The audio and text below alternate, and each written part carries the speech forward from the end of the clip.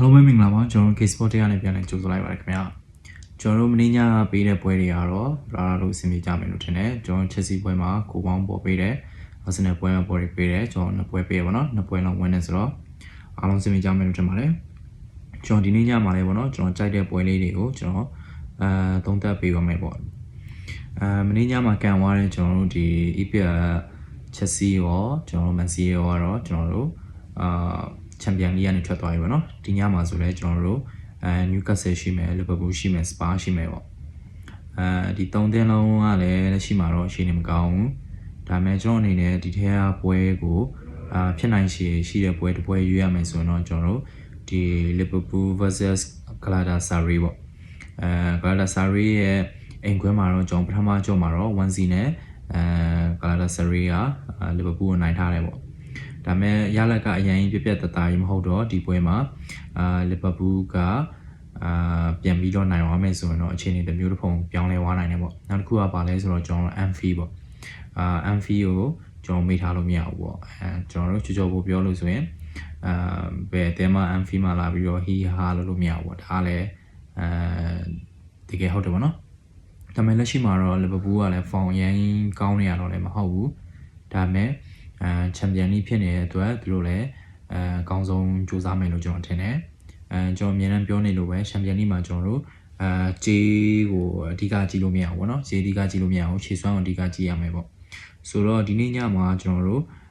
ဂျေးဘယ်လိုဖောက်လာလဲဆိုတော့လီဗာပူးဂျေးကတော်တော်လေးပြင်းပါတယ်ကျွန်တော်နှလုံး40ရှုံးပေါ့နော်ကျွန်တော်နှလုံး40ရှုံးဖောက်လာတယ်ကျွန်တော်တို့ကိုပေါင်းဈေးတစ်ချက်ကြည့်လိုက်မယ်ဗျကျွန်တော်တို့ကိုပေါင်းဈေးတစ်ချက်ကြည့်လိုက်မယ်ဆိုတော့ကိုပေါင်းဈေးကကြတော့360ပေါ့နော်ပုံမှန်ဆိုတော့ဒီလိုမျိုးဘော်ဒီဈေးက2 minus ကိုပေါင်းဈေး3 minus ဆိုရင်ပုံမှန်များတော့အပြင်တော့ကိုပေါ်တာတော့များတယ်ပေါ့နော်ဆိုတော့ကလာဒါဆာရီကလည်းအရင်စိုးနေရတော့မဟုတ်ဘူးဆိုတော့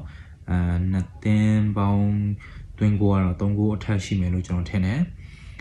နောက်တစ်ခုကကြတော့ကျွန်တော်တို့ဒီ EPL အသင်းတွေအကုန်လုံးချန်ပီယံလိကထွက်သွားတယ်ဆိုတော့မဖြစ်နိုင်လို့လည်းကျွန်တော်ထင်တယ်ပေါ့နော်အခါကျတော့ကျွန်တော်ဒီနေ့ညမှာကျွန်တော်လီဗာပူးကြိုက်တယ်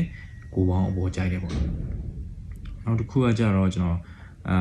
ဘိုင်ယန်နဲ့အတလန်တာပေါ့နော်ကျွန်တော်ပထမအကျော်မှာအဝေးကွင်းကနေဘိုင်ယန်6-1နဲ့ပေါ့နော်နိုင်ထားတယ်ပေါ့နော်အတလန်အင်ကွင်းမှာ6-1နဲ့ရှုံးထားတယ်ပေါ့ဆိုတော့ဒီနေ့ညဘိုင်ယန်ကွင်းမှာအတလန်တာသူဘယ်လောက်များလောက်ပြနိုင်မှာလဲပေါ့ဆိုတော့ဘိုင်ယန်ကချန်ပီယံလိမှာသူကလည်းအာဆင်နယ်လိုပဲပေါ့နော်